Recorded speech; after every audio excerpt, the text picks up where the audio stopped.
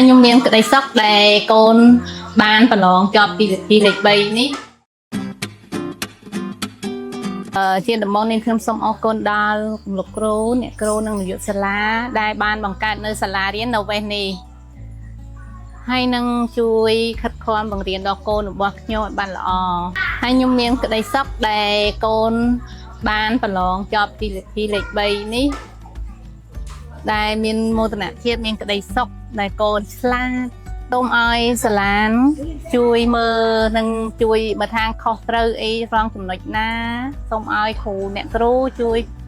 មើលថែហើយនឹងណែនាំប្រាប់អីចឹងមកអត់មានអីជាមតិអីច្រើន comment អីច្រើនដល់សាលាទេព្រោះអី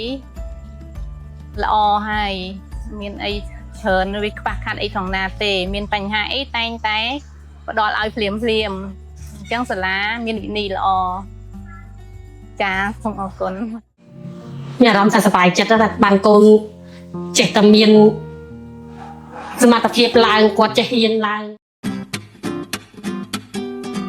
តែសូមគ្រប់ជម្រាបសួរដល់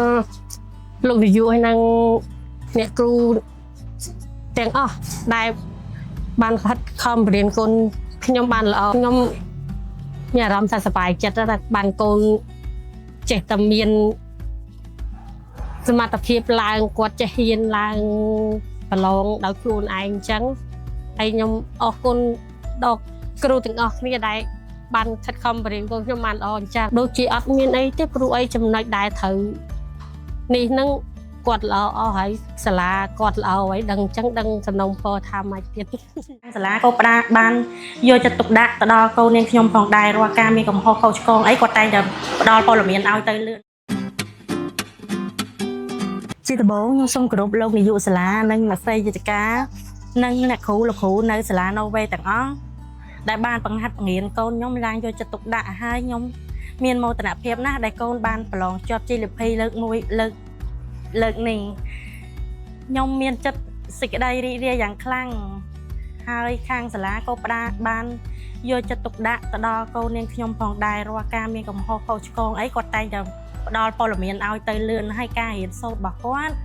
ពេលដែលខ្វះខាតអីគាត់តែងតែប្រាប់ទៅជាសិស្សបានលឿនទាន់ហេតុការណ៍ជាចុងក្រោយខ្ញុំសូមគោរពអរគុណលោកគ្រូនាយកនិងអ្នកស្រីនាចកានិងសាលាណូវេ